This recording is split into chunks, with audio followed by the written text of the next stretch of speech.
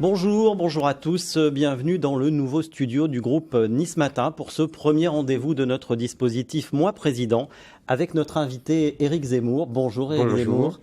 Éric Zemmour, nous sommes ensemble pour 45 minutes. Nous allons vous interroger avec Lionel Paoli, reporter politique du groupe Nice Matin. Cette interview est à retrouver en direct en ce moment sur nos réseaux sociaux, Facebook, Twitter, Twitch, YouTube et bien entendu sur les sites internet Nice Matin, Var Matin et Monaco Matin. Une première question, Éric Zemmour. Avant d'être candidat, vous avez choisi Toulon, puis Nice, les 17 et 18 septembre, pour lancer la promotion de votre livre « La France n'a pas dit son dernier mot ». Là, vous êtes dans les Alpes-Maritimes pendant 2 jours. Qu'est-ce qui fait que vous accordez autant d'importance à notre région? Est-ce qu'il y a un enjeu particulier pour vous ici? Ah bah oui, il y a un enjeu sentimental avant tout. Vous savez, moi je viens de l'autre côté de la Méditerranée. Quand je suis sur les rivages de la Méditerranée, je suis à la maison. Je me sens bien avec les gens, je me sens bien face à la mer, je me sens bien avec cette lumière, ce soleil. Je suis chez moi ici. Donc à chaque fois que je peux venir à Nice, à Cannes, à Menton, à Toulon, je viens. Toutes les occasions sont bonnes. Parce que j'aime tout simplement cette région. Je suis un enfant de la Méditerranée et je ne l'oublie pas, même si je vis là-haut dans le nord à Paris. Alors avant de parler de la campagne et d'évoquer votre programme, quelques questions d'actualité avec Lionel Paoli. Oui, bonjour Monsieur Zemmour. Bonjour. Jean Castex a présenté hier soir son calendrier de levée des restrictions sanitaires. Alors première question, comment avez-vous réagi à ces annonces? Écoutez, je trouve que le gouvernement fait n'importe quoi. C'est-à-dire qu'il y a quelques jours à peine, il nous promettait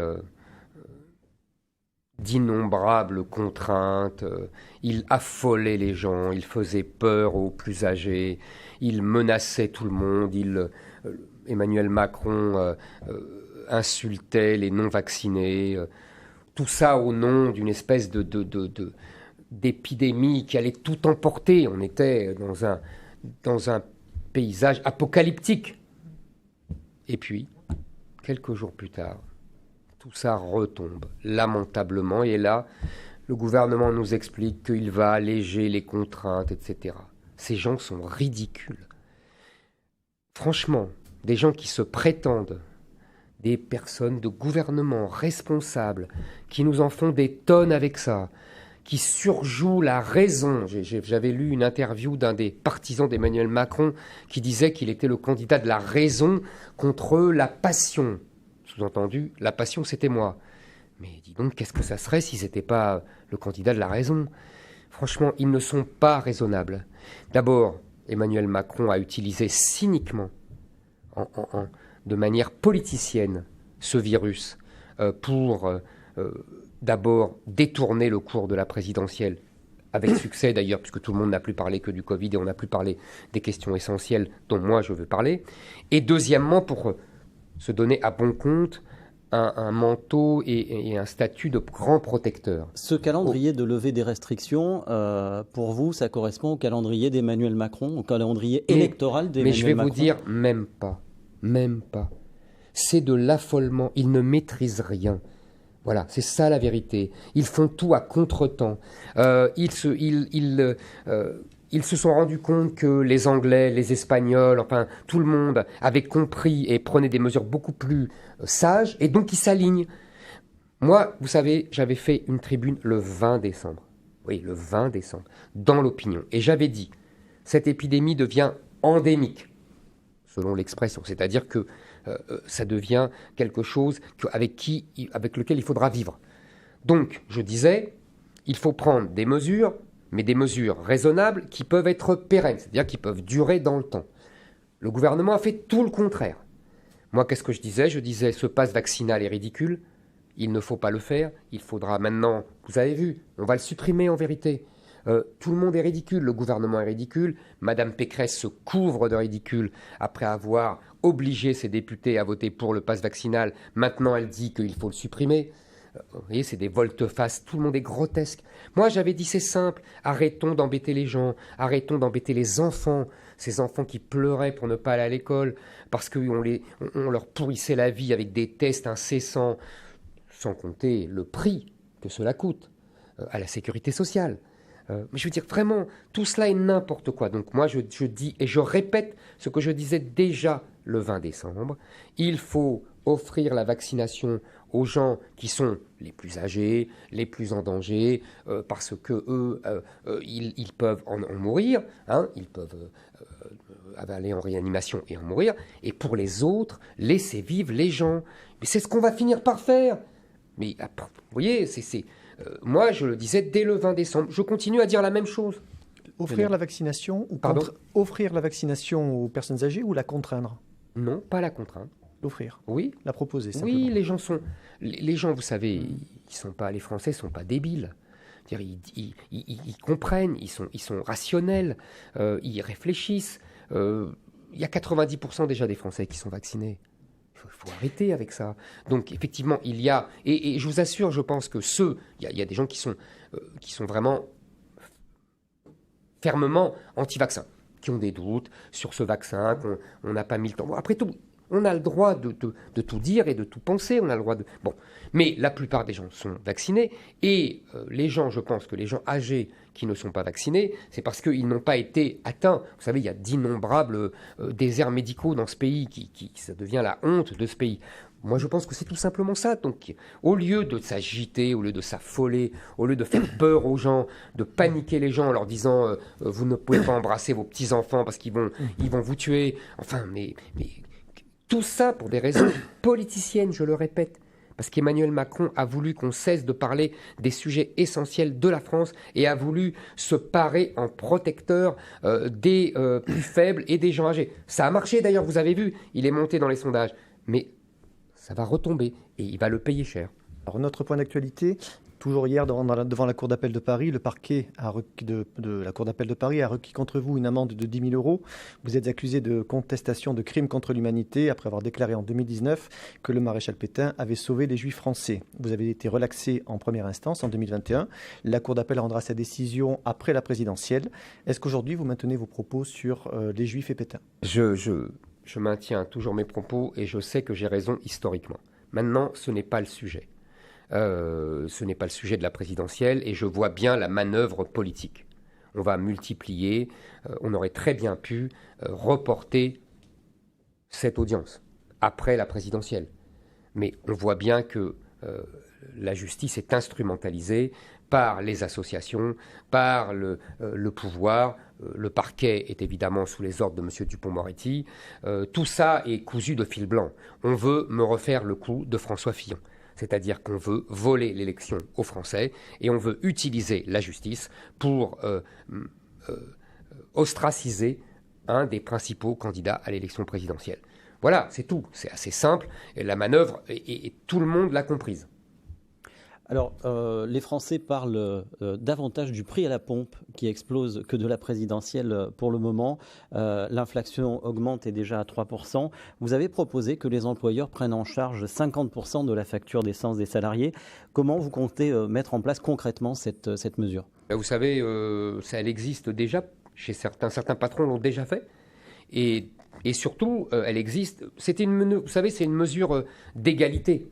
Je ne veux pas embêter les patrons, en particulier les petits patrons. J'ai beaucoup de mesures d'allègement des charges, de simplification des normes. Voilà, oui, je comprends. Non, mais je comprends très bien. Mais je vous dis, c'est une mesure d'équité avec les gens dans les métropoles qui ont le même remboursement pour leur transport en commun. Le métro, et on sait qu'ils sont remboursés à 50% de leurs frais de transport. Donc j'y voyais une mesure d'équité avec les 8 millions de Français qui prennent leur voiture pour aller travailler. Maintenant, encore une fois, ce n'est pas pour embêter les patrons et en particulier les petits employeurs parce que j'ai des tas de mesures par ailleurs pour alléger leurs charges. Je propose que beaucoup d'entreprises soient au taux d'impôt sur les sociétés de 15%, ou taux réduit de 15%. en augmentant le plafond de cette mesure. Je passe de 38 000 € à 300 000 €, c'est colossal. Je sais que les petits patrons et les patrons moyens, si j'ose dire, apprécieront ce geste. Je propose l'exonération des droits de transmission et de succession des entreprises familiales. Je propose aussi la simplification des normes, la simplification des codes. Vous voyez, donc, si vous voulez, nous avons ainsi des mesures très favorables aux PME et aux petites et moyennes entreprises qui ainsi pourront croître et prospérer. Et surtout, arrêter d'être embêtés par une administration sociale, une administration fiscale. Je pense qu'il faut alléger toutes ces contraintes. Il faut que les administrations cessent de considérer le petit commerçant, le petit artisan, comme un coupable en puissance. Une question internationale, les Russes et les Américains se retrouvent aujourd'hui à Genève pour trouver une solution à la crise ukrainienne. Craignez-vous la possibilité d'un conflit armé à nos portes et que devrait faire l'Europe ? Si vous voulez, cette affaire prouve d'abord l'échec d'Emmanuel Macron, l'échec de l'Union européenne, l'échec de cette stratégie d'autonomie stratégique, de défense européenne. Tout cela sont des chimères défendues par Emmanuel Macron qui n'existent pas dans la réalité. Dans la réalité, il y a des nations, il y a des États, il y a des Européens qui, pour la plupart, considèrent que la défense européenne s'appelle l'OTAN et s'appelle les États-Unis, qui achètent d'ailleurs des avions américains et non pas des avions français, qui se moquent complètement de la solidarité européenne. Et il n'y a que Emmanuel Macron qui est prêt à sacrifier les intérêts de la France sur l'autel d'une chimérique et hypothétique défense européenne. Ça, c'est la première chose. On le voit aujourd'hui, les Américains et les Russes ne tiennent absolument pas compte de ce qu'on appelle avec emphase l'Europe, et qui n'est en vérité qu'une Union européenne. Les mots ont un sens. Il n'y a pas de nation européenne, il n'y a pas de peuple européen, et donc il n'y a pas d'Europe. L'Europe est un concept géographique, un concept de civilisation. Il y a évidemment une civilisation européenne, mais il n'y a pas de nation européenne, il n'y a pas d'État européen, quelles qu'en soient les prétentions de la Commission et les chimères d'Emmanuel Macron. Ça, c'est une première chose. Deuxième chose, je pense que il est absolument scandaleux de menacer la Russie en utilisant l'Ukraine comme instrument de cette menace. Je ne trouve pas normal que l'Ukraine puisse potentiellement entrer dans l'OTAN. D'abord, pardonnez-moi, mais l'OTAN, c'était une organisation et une alliance pour se protéger du pacte de Varsovie et du communisme. Tout cela a disparu depuis 30 ans. Et l'OTAN existe toujours. Il y a là une incohérence que je ne m'explique toujours pas, à moins que je ne me l'explique trop bien, c'est-à-dire que l'OTAN est le moyen d'asservissement des nations européennes, d'asservissement volontaire. Vous savez, la servitude volontaire analysée il y a 5 siècles par la Boétie. Donc, cette OTAN ne devrait pas exister. Et en plus, cette OTAN menace la frontière russe. Qu'est-ce que les Américains diraient si les Russes mettaient des missiles nucléaires à Cuba et faisaient des manœuvres militaires de leur armée avec leurs alliés au Mexique? Je pose la question. Qu'est-ce que les Américains diraient? Donc, les Ukrainiens sont historiquement membres de la nation russe, c'est une évidence. Et en plus, même s'ils sont devenus un État indépendant, en plus, ils sont à la frontière russe. Les Russes ont absolument raison de ne pas tolérer toute cette agitation belliqueuse. Et après, les médias occidentaux disent « Oh là là, regardez comme Poutine est méchant et comme Poutine va envahir l'Ukraine. » Mais il faudrait voir un peu les problèmes en amont. Et c'est là qu'une France effectivement indépendante, c'est-à-dire libérée des chimères européennes et de la soumission aux États-Unis, ces deux étant liés, car c'est parce que nous ne voulons pas lâcher l'Allemagne, la main de l'Allemagne, comme un enfant apeuré, que nous nous soumettons finalement aux États-Unis, car les Allemands n'accepteront jamais de ne pas être soumis aux États-Unis et de se libérer des États-Unis. C'est un axe stratégique depuis 1945. Et donc, par l'intermédiaire de l'Europe, nous nous soumettons aux États-Unis et la France n'a plus aucun rôle. Alors que le rôle de la France, en l'occurrence, qu'est-ce qu'il était? Il était d'aller voir les Russes, en qui la Russie aurait confiance en nous, dans une France indépendante qui aurait quitté le commandement militaire intégré de l'OTAN, et à qui elle dirait « ne vous inquiétez pas, jamais moi, la France, membre de l'OTAN, parce que nous resterions membres de l'Alliance, justement pour bloquer les velléités d'expansion, jamais l'Ukraine ne rentrera dans l'OTAN. Et dans ce cas-là, vous n'avez rien à craindre. Et la Russie est un ami des Européens, un ami de la France, un ami de l'Allemagne. Voilà comment on doit parler et voilà comment on existerait. Là, en l'occurrence, Poutine et les Russes ne veulent pas parler aux Européens. Il faut comprendre ce qui se passe. Poutine n'a pas confiance dans les Européens et méprise les Européens à juste titre parce qu'ils sont les laquais des Américains. Donc, Poutine parle directement au patron. Bien. Quelques mots sur la campagne, M. Zemmour. Chacun de vos déplacements sur le terrain se traduit par des manifestations, par des appels à manifester en tout cas, comme c'est encore le cas cet après-midi à Menton. Selon vous, que traduit ce climat et est-ce que vous arrivez malgré tout à faire campagne? Vous voyez, je fais campagne, sans problème. Je voudrais dire que vous êtes un peu trop généreux avec les appels à manifester. Moi, je respecte tous les gens qui manifestent. Ils ne sont pas d'accord avec moi. Ils ont tout à fait le droit et heureusement. Mais là, en l'occurrence, ce ne sont pas des appels à manifester. C'est la racaille d'extrême gauche appelée Antifa qui tente de menacer mes réunions, qui tente de menacer mes déplacements. Ce n'est pas la même chose. Je l'ai vu à Marseille, je l'ai vu à Nantes. Ils détruisent tout ce qui est entre leurs mains. Ils attaquent les policiers. Ils veulent me faire la peau. C'est de la racaille d'extrême gauche. Je trouve absolument scandaleux que, ces gens puissent librement, comme ça, menacer le fonctionnement démocratique d'un candidat à la présidentielle. Qu'est-ce qu'il faudrait faire? Mais d'abord, M. Darmanin, qui dissout des gens qui ne menacent guère de monde, devrait déjà s'occuper d'eux. Aux Zouaves? Oui, par exemple, il devrait déjà s'occuper d'eux. Pourquoi M. Darmanin ne dissout pas les antifas? Pourquoi M. Darmanin ne les arrête pas? Pourquoi M. Darmanin ne les enferme pas? Pourquoi M. Darmanin ne les fait pas punir par la justice? Ces gens-là sont des délinquants. Voilà. Et j'aimerais que la gauche, si vertueuse, condamne ces gens-là. Elle vient de chez eux. Voilà. Ça, c'est une première chose. Et on connaît la technique. Qu'est-ce que font ces gens? Vous savez, on connaît le truc. Ils veulent provoquer de la violence pour qu'on dise, qu'il y ait des images, et qu'on dise « Oh là là là là, la campagne d'Éric Zemmour est violente ». On connaît ce truc-là. Ils font ça depuis des décennies. Donc moi, je dis, ce n'est pas ma campagne qui est violente. Moi, je suis le candidat de la paix et de la tranquillité. Ce sont eux les violents, ce sont eux les agresseurs.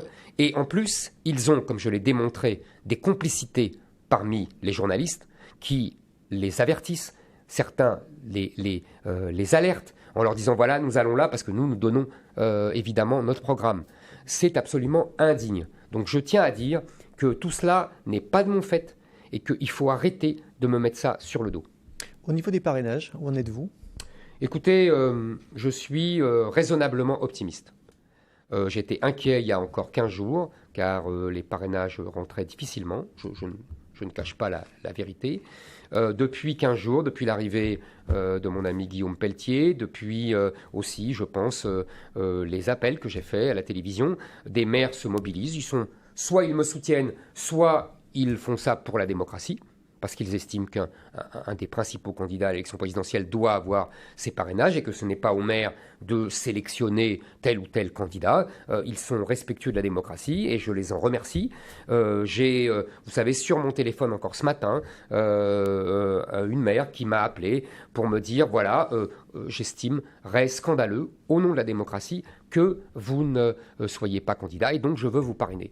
Voilà. Et ça arrive tous les jours, d'innombrables maires qui proposent de parrainer. On les appelle évidemment, et ils nous appellent même spontanément. Un chiffre peut-être? Un chiffre, écoutez, je n'ai pas l'habitude de faire Je pense que on approche des 400. Mais encore une fois, ce sont des promesses, vous savez comment ça se passe. Oui. Rien n'est définitif, puisque avec les nouvelles règles, chaque maire doit envoyer au Conseil constitutionnel et égrener cela à partir de février-mars. Donc vous voyez, c'est évidemment, je reste prudent.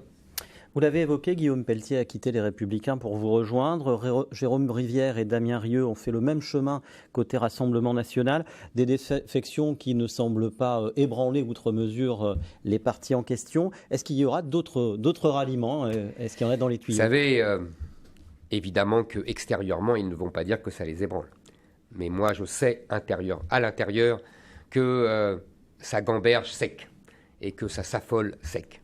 Mais ce n'est pas mon sujet. Moi, mon sujet, c'est que ça fait 30 ans que j'ai écrit des articles, que j'ai écrit des livres, que j'ai défendu des positions qui vont toutes dans le même sens. Je suis pour l'union des droites. Je suis pour le rassemblement du peuple de droite qui a été artificiellement séparé par les manœuvres subtiles, je dirais, de François Mitterrand et la jobardise et la soumission de la droite dite républicaine.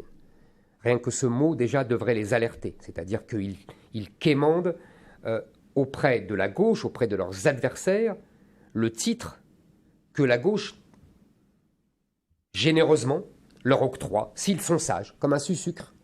On leur donne le titre de droite républicaine, comme un sucre, s'ils sont gentils et s'ils ne vont pas avec les gens du Rassemblement national. Moi, je dis tout ça, et le peuple de droite, il doit être rassemblé. Je le dis depuis 30 ans. Je pense qu'aujourd'hui, je le mets en œuvre.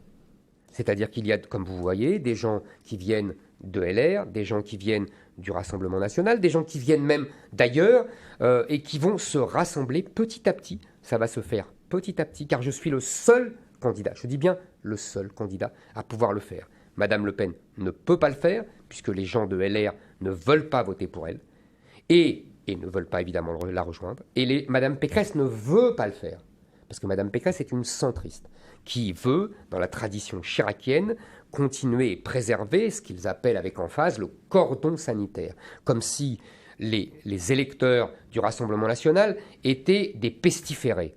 Ce ne sont pas des pestiférés, ce sont des citoyens comme les autres et ce sont même des militants, des valeureux qui ont risqué parfois leur travail, leur réputation pour depuis des décennies, depuis les années 80, défendre la France, défendre l'identité de la France contre l'immigration et contre la décadence. Je pense que tous ces gens méritent d'être ensemble, de se retrouver ensemble, car il y a beaucoup d'électeurs de LR aussi qui pensent que la France est en grand danger, que le grand remplacement est une réalité et que donc il faut tous nous rassembler.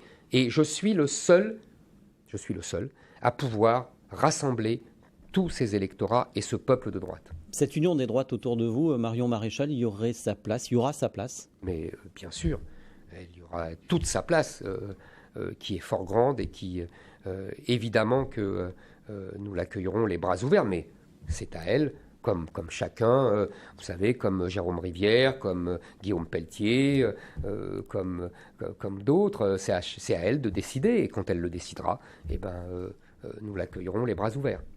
Éric Ciotti a annoncé avant le Congrès des Républicains qu'il voterait plutôt pour vous que pour Emmanuel Macron au second tour si le candidat de droite était éliminé. Vous l'avez, Éric Ciotti, à plusieurs reprises invité à vous rejoindre. Vous considérez-vous toujours comme proche de lui? Si vous voulez, vous savez, c'est le grand problème des politiciens. C'est qu'il y a un écart entre les idées, les convictions et l'action politique et les intérêts électoraux qu'ils croient.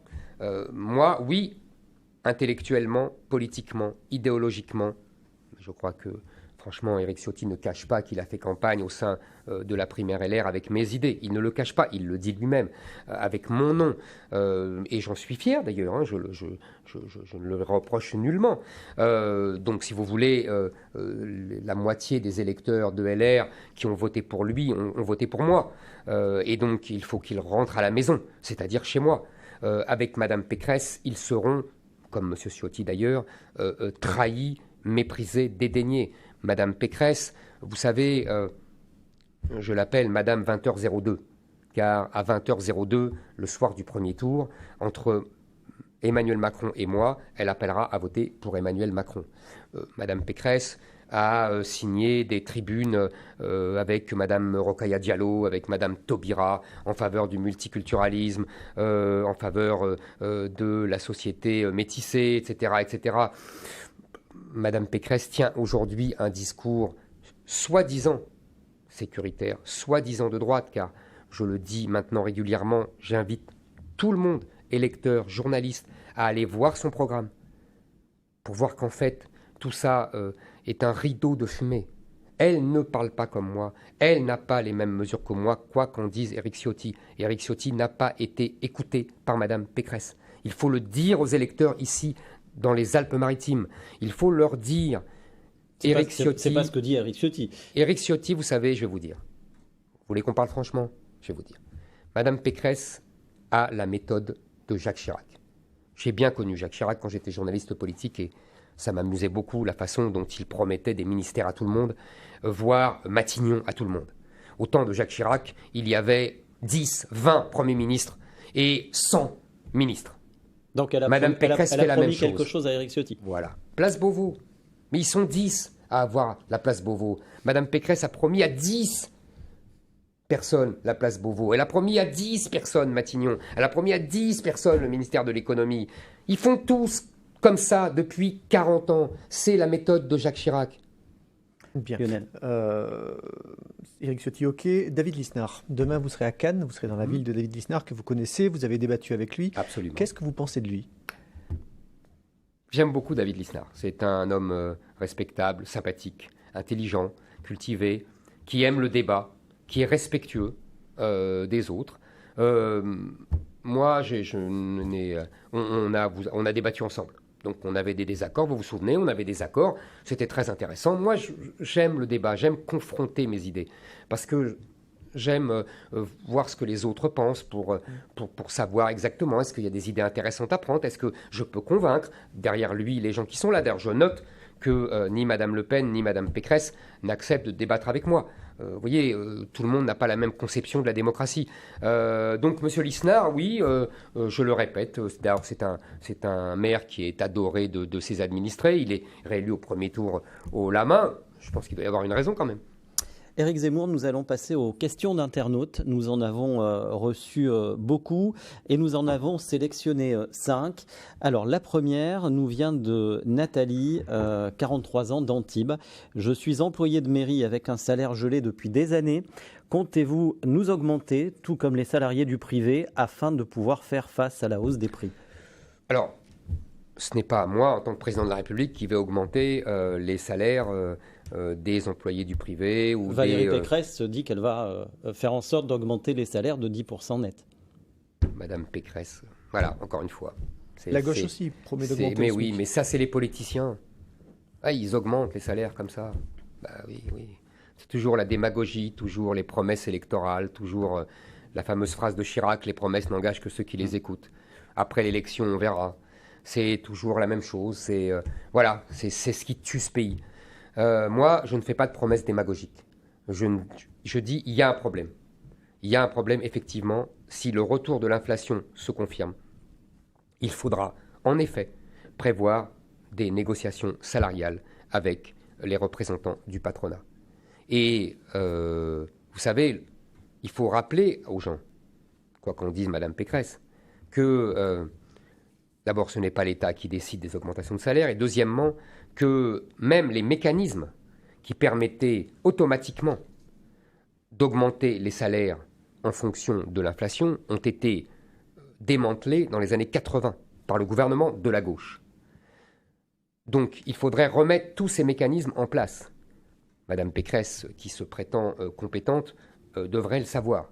Donc en vérité, tout ça, ce sont des promesses démagogiques, c'est un leurre. Peut-être que nous devrions envisager, mais dans ce cas-là, il faudra bien y réfléchir, car on sait bien que ça a un mécanisme d'auto-entretien de l'inflation, de revenir à des mécanismes qu'on appelait d'échelle salariale, c'est-à-dire que d'ajuster les salaires en fonction de la hausse de l'inflation, la hausse des prix, parce que les gens, effectivement, ne peuvent pas vivre avec une hausse des prix qui monte et des salaires qui sont bloqués.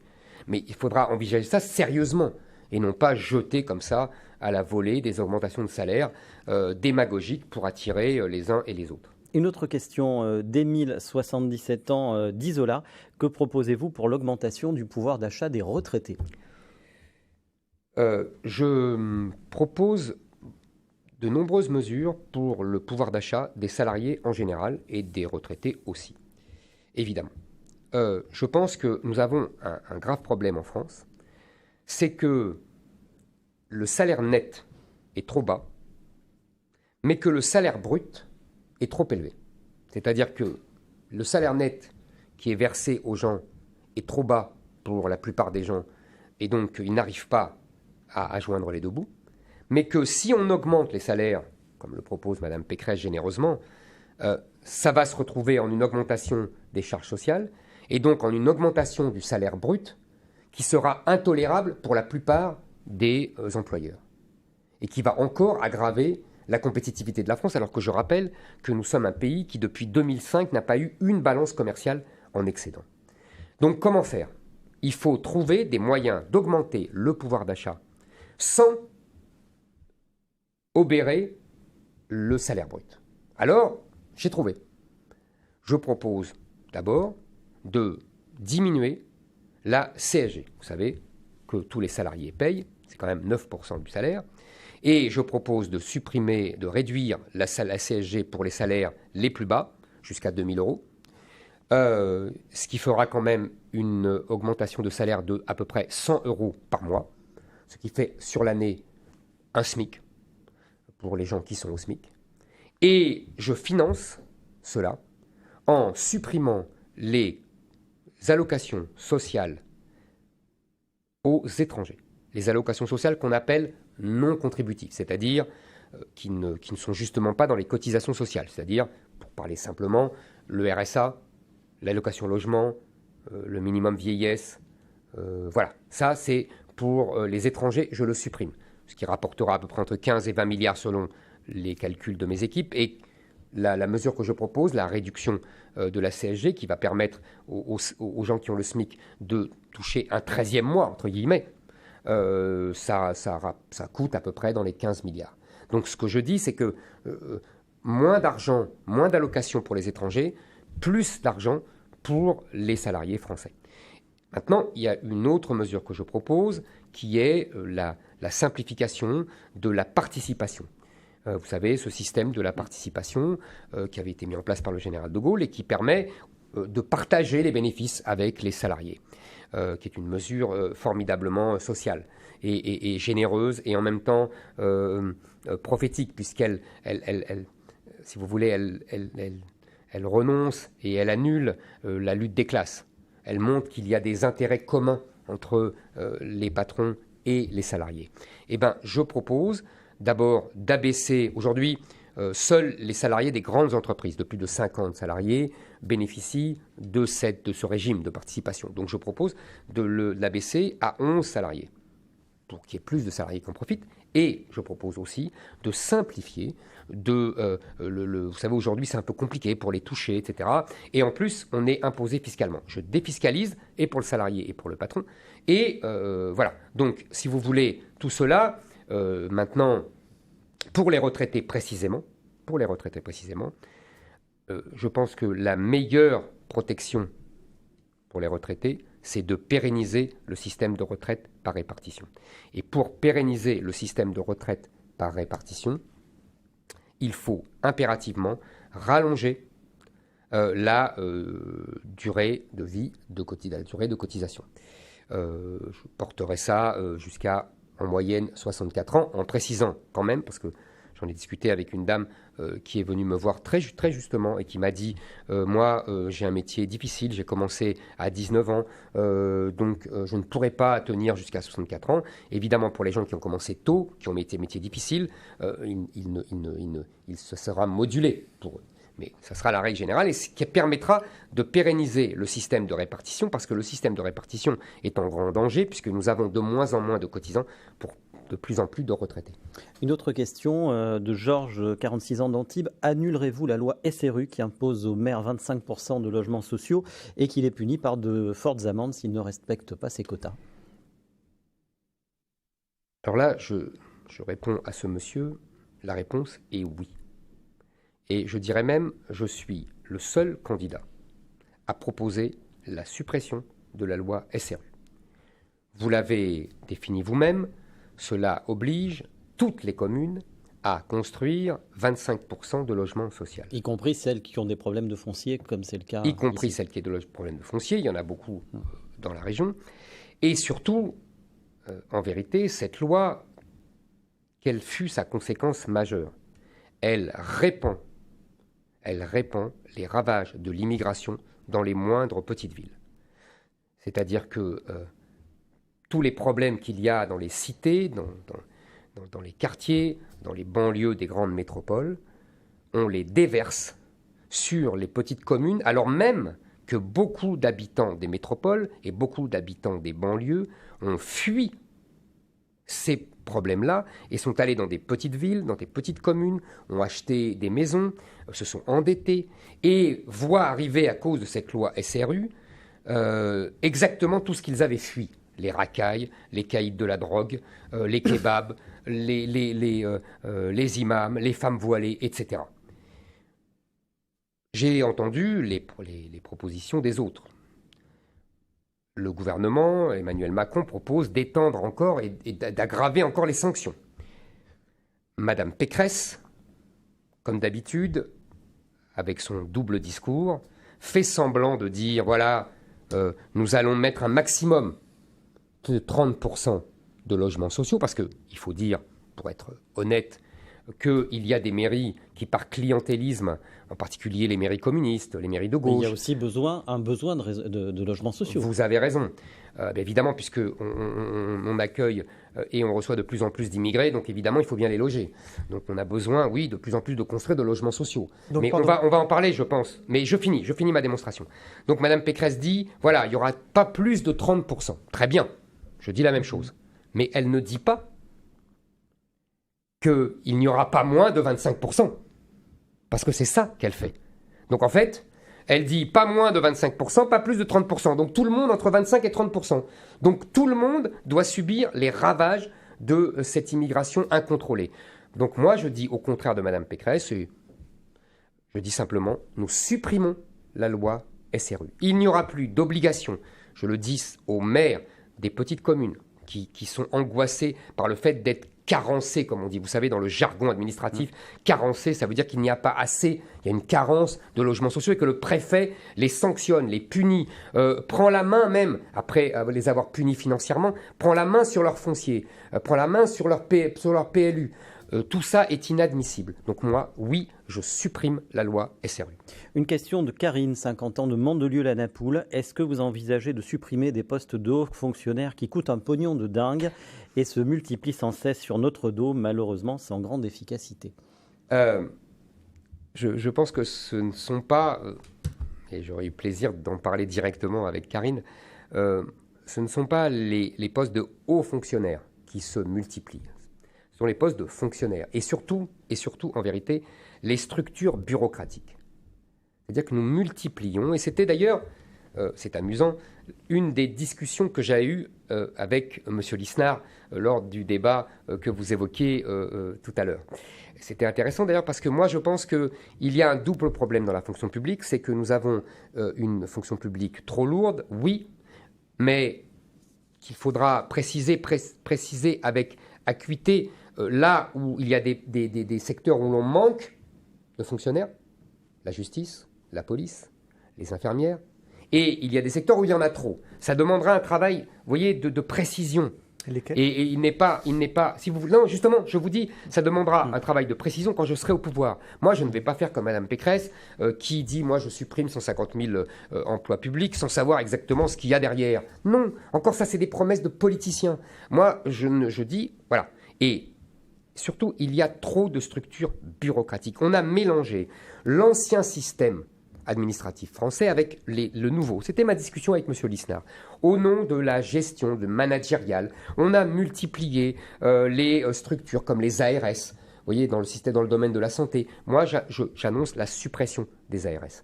Et on a multiplié l'utilisation de ces, vous savez, de ces groupes privés qui font des audits, qui sont payés très cher leurs audits, comme si l'administration n'était pas capable de la faire elle-même.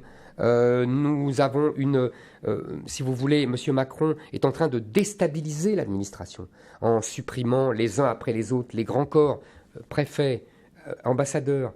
Ce n'est pas de bonne politique. Vous voyez, il a renoncé à supprimer des postes de fonctionnaires en surnombre, alors qu'il avait promis de supprimer lui aussi 100 000 ou 120 000, je ne sais plus. De toute façon, ces chiffres ne veulent rien dire. Et en revanche, il est en train de démanteler le corps de l'administration, ce qui a fait sa force pour pouvoir mettre des vacataires partout, pour pouvoir mettre des copains et des amis en permanence.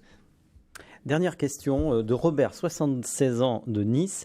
Est-ce que vous connaissiez Jacques Médecin, le meilleur maire de Nice, nous dit Robert, et quelle image gardez-vous de lui ? J'ai connu Jacques Médecin en tant que journaliste politique. Sur la fin de son mandat, vous savez, je venais souvent à Nice pour suivre l'actualité politique. Donc j'ai bien connu les maires successifs, M. Médecin, M. Perrat, et je connais même le dernier maire, M. Estrosi. Si vous voulez, je les connais bien personnellement. J'ai très bien connu, très bien, n'exagérons rien, mais j'ai connu M. Médecin. Et effectivement, c'était, au-delà des ennuis qu'il a eus, c'était un grand maire bâtisseur. Et la prospérité de la ville de Nice repose toujours et beaucoup sur la vision qu'il a eue, que ce soit à l'aéroport ou Sofia Antiopolis. Lionel. Quelques mots sur l'éducation, c'est un sujet important pour les Français.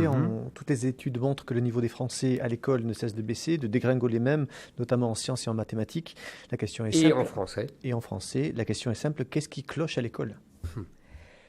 C'est une question fondamentale. Vous avez tout à fait raison. C'est une des choses qui, avec le grand remplacement, hante les Français. Car ils sentent bien que leurs enfants n'ont pas le niveau scolaire adéquat. Ils le sentent, même quand ils n'ont pas eux-mêmes un niveau scolaire extraordinaire. Mais ils ont très bien compris que l'école ne remplit plus sa tâche. Et vous avez dit, en sciences, en mathématiques, en français, le niveau s'effondre. J'ai donné la semaine dernière des chiffres édifiants. Je donnais par exemple des enfants qui en CM2 faisaient une dictée avec moins de 5 fautes. Ils étaient 31% en 1987, ils ne sont plus que 8% aujourd'hui. Et les enfants qui faisaient 25 fautes, donc ceux qui n'arrivaient pas à maîtriser cet exercice, qui étaient 5% en 1987, sont désormais 20%. Et c'est la même chose en mathématiques, c'est la même chose dans tous les domaines. D'ailleurs, les classements internationaux le montrent, la France ne cesse de dégringoler. Qu'est-ce qui ne va pas ? Vous me demandez qu'est-ce qui ne va pas ? Je pense 3 choses. La première, nous avons adopté depuis 40 ans les méthodes des pédagogistes qui refusent toutes les méthodes traditionnelles au nom, si vous voulez, d'un sacro-saint droit de l'enfant à façonner son propre savoir. C'est une bêtise. Il faut au contraire restaurer les méthodes traditionnelles avec l'enseignant qui est là, qui fait un cours ex cathedra et qui transmet son savoir. C'est lui qui a le savoir, ce n'est pas l'enfant. Il faut rétablir la méthode syllabique, il faut rétablir le par cœur, il faut rétablir les dictées, il faut rétablir l'appropriation des grands textes littéraires. Vous voyez, il faut rétablir le calcul mental. Ça, c'est en primaire, rétablir toutes les anciennes méthodes qui ont donné, qui ont fait leurs preuves, et, parce que on me traite volontiers d'archaïque, etc., mais qui font leurs preuves aujourd'hui dans les pays asiatiques, qui cumulent et les meilleurs résultats dans les classements internationaux et la meilleure recherche scientifique. Ce n'est pas seulement des vieilles méthodes, ce sont aussi des méthodes d'aujourd'hui et qui font réussir les grands pays asiatiques. Après, le deuxième sujet, c'est la propagande. l'idéologie. C'est-à-dire que nous avons laissé rentrer à l'école des lobbies, des associations, des idéologues qui endoctrinent nos enfants, que ce soit par leur venue, Madame Assa Traoré à table ouverte à l'école, SOS homophobie à table ouverte à l'école, SOS Méditerranée a avoué récemment, vous savez, ceux qui aident les passeurs et les immigrés clandestins à venir chez nous, a avoué qu'elle avait rencontré des milliers d'enfants et qu'elle était ravie de leur avoir défini son point de vue, oui, de les avoir endoctrinés avec sa propagande immigrationniste. Ces gens-là n'ont rien à faire à l'école. Moi, président, puisque c'est le titre amusant de votre émission, moi, président, ils ne mettront plus le bout du doigt de pied à l'école. En plus, la propagande se répand dans les programmes. Alors, monsieur, et dans les livres scolaires, monsieur Blanquer a une réponse assez lamentable. Il dit « c'est pas moi, c'est les éditeurs de livres scolaires, je ne maîtrise pas les éditeurs de livres scolaires ». Moi, président,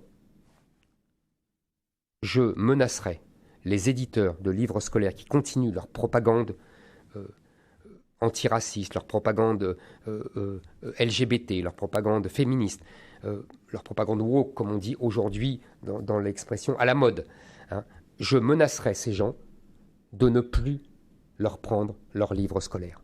Je pense que ça les fera réfléchir et qu'ils s'aligneront sur les programmes et les méthodes que je désire et que mon ministre de l'instruction publique, car je rétablis ce terme pour bien montrer, si vous voulez, vous avez bien compris que la sémantique a de l'importance. Pour moi, l'éducation, c'est le rôle des parents.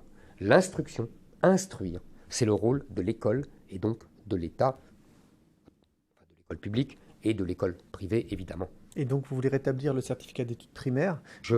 À quoi ça sert? C'est simple.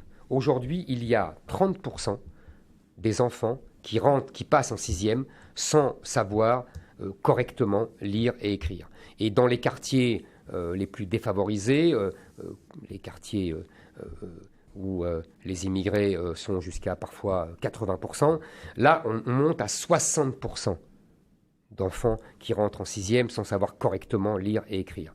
Donc ces enfants doivent soit redoubler leur CM2, soit aller dans des classes en 6e qui considèrent leur faible niveau et qui les met ensemble pour justement qu'ils puissent progresser à leur rythme. Car je ne rétablis le certificat d'études primaires que pour supprimer le collège unique et pour rétablir les classes de niveau. Je pense que c'est ce collège unique où on a mis les enfants ensemble, quel que soit leur niveau, a défavorisé tout le monde. Les enfants faibles n'ont plus progressé car c'était les meilleurs élèves qui s'occupaient d'eux et les enfants forts ne sont pas devenus aussi forts qu'ils ne le devraient et qu'ils n'auraient pu.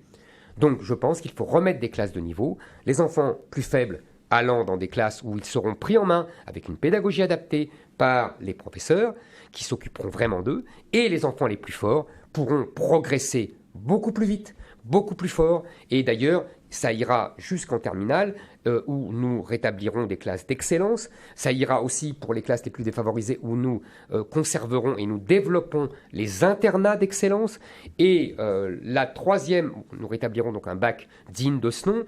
La troisième mesure, je vous ai dit, pédagogisme, propagande, et la troisième chose, c'est la discipline.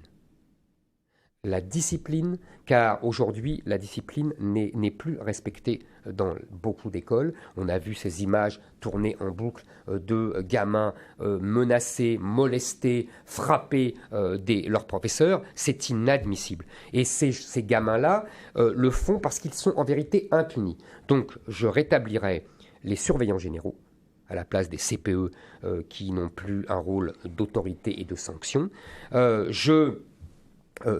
Si vous voulez, rétablirai donc les sanctions. Je supprimerai les allocations familiales et les prestations sociales aux parents de ces enfants violents. Et pour vraiment les cas les plus durs, je crée des internats de réinsertion. Ils seront sortis de l'établissement scolaire et ils seront mis dans des internats de réinsertion. Je pense que c'est indispensable de rétablir la discipline pour permettre aux élèves qui veulent travailler de travailler et pour permettre aux professeurs vraiment d'enseigner leur matière. Vous parliez de faibles et de forts. Est-ce que vous regrettez ou est-ce que vous atténuez vos propos sur les enfants handicapés et comprenez-vous qu'ils aient pu choquer? Je comprends que l'interprétation malveillante par les professionnels de l'indignation, de Marine Le Pen à Emmanuel Macron, en passant par Valérie Pécresse, ait pu choquer les gens qui ne l'ont entendu que cela. Ça oui, ça je comprends très bien. Maintenant, si vous voulez, qu'est-ce que j'ai voulu dire? J'ai voulu dire que l'inclusion à tout prix, c'est-à-dire le fait de mettre des enfants handicapés dans des classes ordinaires, pouvait nuire à ces enfants handicapés et nuire même aux autres enfants. Ça ne veut pas dire que j'ai voulu dire que tous les enfants handicapés n'avaient pas leur place dans les classes ordinaires. Je sais bien qu'il y a des enfants handicapés, ça peut générer de formidables réussites. C'est exactement ce que j'allais vous dire. Les enfants handicapés physiques, évidemment, la plupart ont toute leur place. Il y a même des enfants handicapés mentaux, comme certains autistes, etc., qui travaillent très bien et qui progressent ainsi. Et en plus, ça permet aux enfants qui n'ont pas ce handicap de voir qu'il y a des enfants plus fragiles, d'améliorer leur humanité. Je comprends cela. Mais ce que je ne veux pas, c'est que ça soit d'abord une injonction idéologique, parce que c'est cela. C'est un mot magique, l'inclusion, et que surtout, ça soit hypocritement utilisé pour permettre de faire des économies, parce que c'est ça la réalité obscène qui est derrière toutes ces pleureuses et toutes ces indignées. La vérité, qu'est-ce que c'est? Et d'ailleurs, je vois que certains aujourd'hui osent le dire, puisque j'ai mis la chose sur le tapis. Évidemment, c'est toujours la même chose. On ne dit rien, puis quand je parle, on m'insulte, et puis après on dit « Ah, mais il avait peut-être raison ». Eh bien, je vais vous dire, un enfant dans une classe ordinaire, dans un établissement ordinaire, coûte 6 000 euros. Dans un établissement spécialisé, il coûte entre 30 000 et 70 000 euros. Donc, on s'est facilement déchargé sur les professeurs qui ne savent pas toujours comment faire pour enseigner à ces enfants, et sur les enfants qui n'ont pas de handicap et les enfants qui ont un handicap. On s'est déchargé pour des raisons obscènes d'économie. Vous savez qu'aujourd'hui, j'ai reçu des milliers de témoignages de parents qui m'ont dit « Vous avez raison ». Il y a des milliers d'enfants qui prennent le taxi chaque matin pour aller en Belgique, où il y a davantage d'établissements spécialisés. Et après, on vient me faire la leçon. On vient m'insulter, on vient me dire que je n'ai pas de cœur. Mais ces gens sont indignes. Vous savez, je le savais, hein, Nietzsche disait « Nul ne ment autant qu'un homme indigné ». On l'a vu de façon admirable. On va passer aux questions de sécurité et de justice, Lionel. Oui, tout à fait. Alors, vous réclamez l'abrogation de la loi Pleven de 1972 qui a créé le délit d'injure à caractère raciste. Est-ce que vous estimez simplement que le racisme ne doit plus être un délit? Je considère que la loi Pleven a été dévoyée et permet à des associations politisées d'instrumentaliser la justice pour pouvoir abattre ses adversaires politiques en prétendant qu'ils sont racistes. Voilà ce que je dis.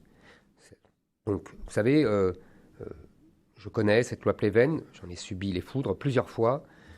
Je connais même l'auteur de la loi Pleven, qui était un député UDR, à l'époque on disait, gaulliste, dans les années 60-70, et qui m'a bien expliqué que cette loi n'avait nulle vocation à être liberticide. Donc, cette loi est devenue liberticide parce qu'elle a été dévoyée par des juges politisés et par des associations qui n'avaient pas le droit, avant cette loi, d'ester en justice à la place des plaignants. Donc, voilà toute l'histoire. Encore une fois, il faut remettre les choses dans le contexte. Voilà pourquoi j'abolirai la loi Pleven et pourquoi, par ailleurs, je supprimerai les subventions à ces associations politisées. Nice est équipé de 3900 caméras de vidéosurveillance et dispose d'un centre de supervision très perfectionné. Est-ce que, de votre point de vue, c'est efficace et est-ce que les autres villes devraient suivre cet exemple? Vous savez, je suis suffisamment vieux pour avoir connu dans mon enfance la vie en France, dans des villes comme Nice, ou même en banlieue parisienne, je dis bien en banlieue parisienne, où on ne fermait pas à clé la porte de sa maison. Ça, c'était avant. C'est ce que je vous dis. Je suis suffisamment vieux pour avoir connu cela. Non, mais il faut remettre en perspective un peu, parce que les gens ne savent plus. Et ils ne comprennent pas ce qui se passe. Donc, si on en est là, bien sûr, le maire de Nice a bien fait de mettre d'innombrables caméras. Mais ce n'est pas ça qui va résoudre les problèmes. Comme j'entends que M. Macron et Mme Pécresse rivalisent pour savoir qui mettra le plus de policiers dans la rue. On n'a pas besoin de plus de policiers dans la rue, même si on a toujours besoin de policiers dans la rue. On a besoin de moins de délinquants. Et pour avoir moins de délinquants, il faut d'abord et avant tout avoir moins d'immigration. Donc les gens comme M. Macron ou Mme Pécresse, qui croient régler le problème de la sécurité sans régler la mère de tous les problèmes de sécurité, c'est-à-dire l'immigration, trompent les Français. Donc il faut d'abord arrêter l'immigration, d'abord l'immigration zéro, que je propose, je suis le seul à proposer cela encore une fois. L'immigration zéro, je dis bien zéro. On en parlera peut-être dans le détail. Première mesure. Deuxième mesure, pour la justice. Il faut une justice impitoyable. Pour cela, je rétablirai les peines planchées, c'est-à-dire des peines minimum en dessous desquelles les juges ne peuvent pas aller. Qui avait été mise en place par Éric Ciotti, notamment. Absolument, et par Nicolas Sarkozy. Les peines planchées, vous savez, il ne faut pas croire que ça tombe comme ça du ciel. Ça a existé dans le Code civil depuis toujours, jusqu'en 1994. Ça existe dans d'autres pays, en Allemagne, des pays démocratiques, en Allemagne, en Belgique, en Suisse, vous voyez. Première chose. Deuxièmement, je supprimerai les réductions de peine, parce que c'est devenu absolument scandaleux. Vous vous souvenez de cette pauvre jeune femme, Natacha Mougel, je crois, qui a été violée et tuée par un type qui ressortait de prison, alors qu'il avait déjà violé, qu'il avait déjà tué, qu'il avait 10 ans de prison et qui sortait au bout de 5 ans. Et des histoires comme ça, il y en a des dizaines. Donc il faut absolument que ces gens-là restent en prison. Et je ne vous parle même pas des gens qui ont des longues peines. Là, il faut alors carrément non seulement ne pas réduire leur peine, mais rétablir une véritable perpétuité. Aujourd'hui, vous savez que le maximum, c'est 18 ans.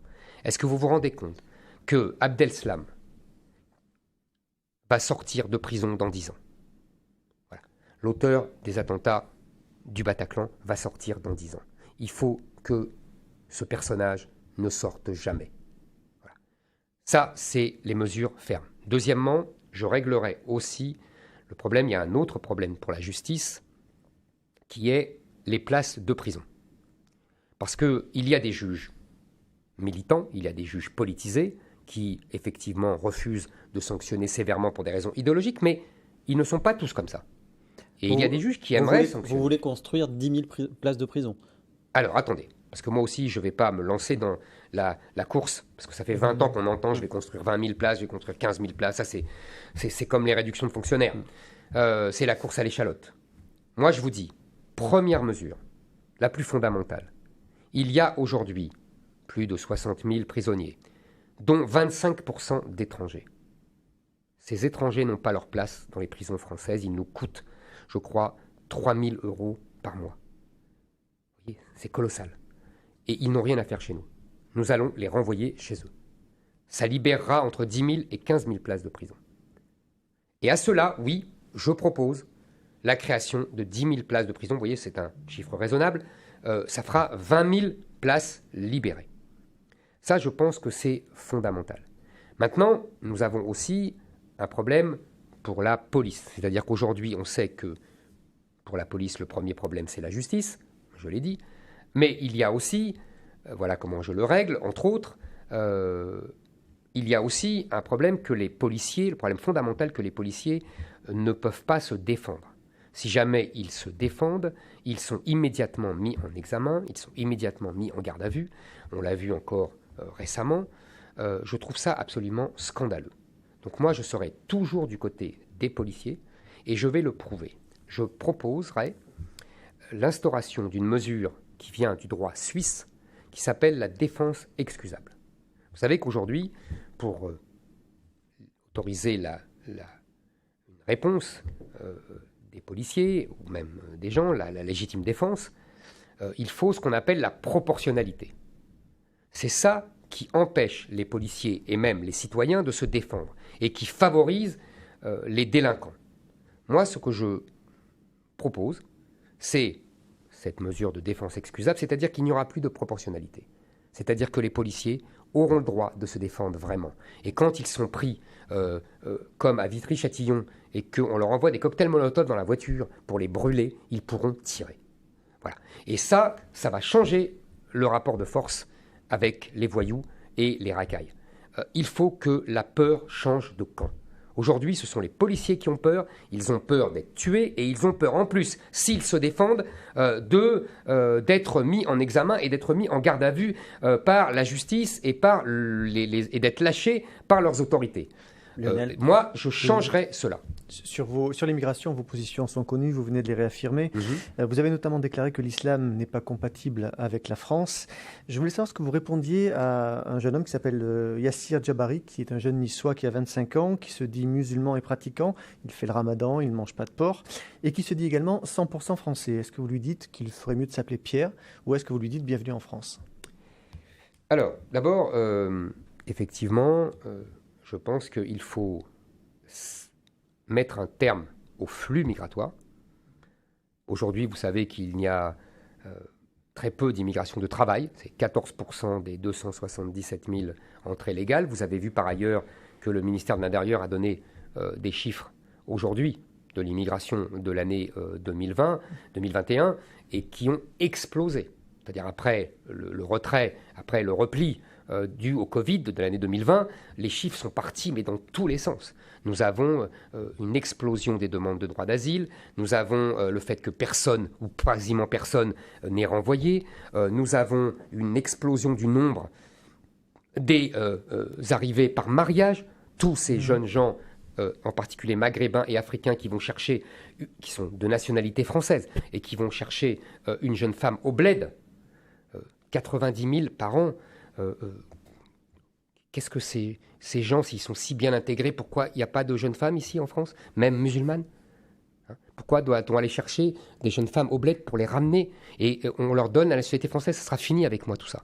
Tout ça, ils ne pourront pas ramener cette jeune femme. Ils iront, s'ils veulent vraiment, s'ils l'aiment, ils iront vivre au bled avec elle. Vous voyez, c'est des choses simples.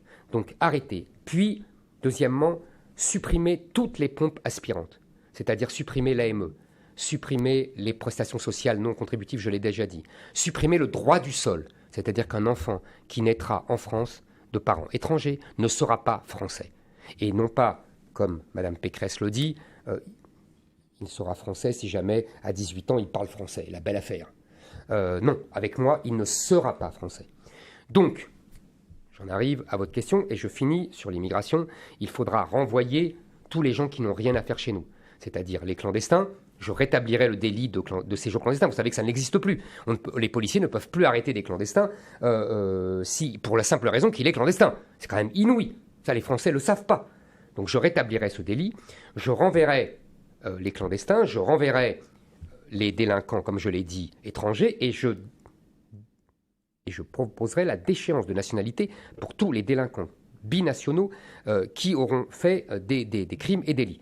Et enfin, je renverrai les chômeurs de plus de 6 mois, étrangers qui n'ont rien à faire chez nous. Une fois que j'ai dit cela, mais c'est fondamental, vous êtes d'accord avec moi, la question de votre jeune homme. Qui est français, hein, bien sûr. Bien sûr, j'ai compris. D'abord, il est français, c'est très bien. Donc il est mon compatriote, donc il est mon frère. Je ne lui reproche pas d'avoir un prénom musulman, coranique, comme on dit. Je ne lui reproche évidemment pas, il n'est pas responsable de son prénom. Je dis simplement que ses parents, selon moi, n'auraient pas dû lui donner, en tout cas en premier prénom, un prénom coranique. Parce que si le nom donne, et là le garant de son identité originelle, de ses racines, de là où il vient, que je respecte, évidemment. de sa culture d'origine, de son pays d'origine. Tout cela, je le respecte. Le prénom est le moyen pour dire à la France « je viens vers vous ». Et mon enfant vivra selon vos mœurs, avec votre culture, s'appropriera votre histoire. Il n'est plus désormais il n'est un frère pour vous. Il se considère comme un frère pour vous. Voilà. Donc c'est pour cela que... Et en plus, ça permettra de régler tous les problèmes dont on parle de discrimination. Car en général, c'est le prénom. Et d'ailleurs, je connais beaucoup de gens musulmans qui le reconnaissent. C'est le prénom qui leur pose des problèmes. Les gens sont méfiants. Ils se disent, il ne veut pas vraiment vivre comme nous, on va avoir des problèmes. Il va être un musulman très pratiquant et ça va mettre une mauvaise ambiance. C'est le cas. C'est-à-dire que ce jeune homme est musulman pratiquant, il le revendique et en même temps, il dit qu'il est 100% français. Est-ce qu'il y a une contradiction pour vous? Non. Alors, attendez. Je dis il y a une contradiction entre l'islam et la France, parce que l'islam est une civilisation, une culture, une loi qui est contraire à la France. Maintenant, s'il est musulman, il a le droit évidemment, je respecte sa foi, il a le droit de pratiquer sa religion, mais il doit la pratiquer, et sans doute le fait-il, je ne lui fais aucun procès d'intention, il doit la pratiquer à la française, c'est-à-dire de façon discrète. C'est-à-dire que, vous voyez, pas de voile dans la rue, si vous voulez, on n'oblige pas les autres musulmans à faire ramadan sous peine de violence, comme ça arrive dans de nombreux quartiers. Vous voyez, on va à la mosquée sans problème, mais on pratique sa religion discrètement. On a un devoir de discrétion. Ça ne s'adresse pas qu'aux musulmans, hein. Ça s'adresse à toutes les religions. Mais je dis, les musulmans n'ont pas l'habitude de cela. Ils ont une tradition religieuse qui est que chez eux, dans leur pays, la religion est une contrainte sociale, qu'elle s'impose socialement par l'environnement, et c'est cela qu'il faut changer. On n'oblige plus des gens à faire ramadan. On ne casse pas la figure à un jeune musulman qui mange un pain au raisin ou un croissant quand c'est ramadan. Comme ça arrive tout le temps dans de nombreux quartiers. Vous voyez, on n'insulte pas des jeunes femmes parce qu'elles ont une mini-jupe. Comme ça arrive tout le temps. Si vous voulez, c'est une organisation sociale venue des pays musulmans qui n'a pas lieu d'être en France. Donc si ce jeune homme pense comme moi, je le répète, il est mon frère et il est mon compatriote. Et 100% français, donc. Et il est 100% français. Ça tombe très bien, puisqu'il est membre d'un groupe qui s'appelle les Musulmans avec Zemmour. Il est un des membres niçois de ce groupe. Vous voyez, je l'ignorais, et vous voyez, on est d'accord. Pour terminer, Éric Zemmour, 3 mini-questions sur le thème de notre émission « Moi, Président ». Vous, Président, Éric Zemmour, quelle est la première mesure symbolique que vous prenez ? Je l'ai annoncé, je programme un référendum le jour des élections législatives sur toutes les mesures que j'ai essayé de définir tout à l'heure sur l'immigration. Je pense que c'est un sujet vital.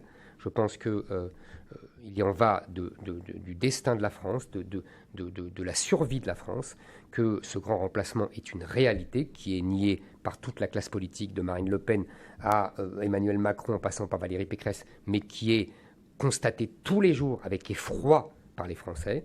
Donc, et que je sais que la plupart des mesures que je propose, que j'ai définies tout à l'heure, seront annulées si je fais une loi classique par le Conseil constitutionnel, par la Cour européenne des droits de l'homme et que sais-je encore. Donc je prends les devants, je demande au peuple français de s'exprimer, et là, une fois que le peuple français se sera exprimé, personne n'aura le droit d'élever la voix. Le peuple français en démocratie est souverain, c'est le seul à décider. Vous, Président, est-ce que vous vivrez à l'Élysée ? Sans doute. Vous, Président, est-ce que vous utiliserez le fort de Brégançon dans le Var ? Alors là, je prends mes vacances depuis près de 20 ans en face. Donc, je le ferai volontiers. Je vous ai dit en préambule de cette émission que j'aimais d'amour cette région, la Méditerranée. Je suis malheureux quand je ne peux pas venir et je me précipite dès que je peux pour voir la mer, le ciel, les gens, leurs gouailles, leurs facondes.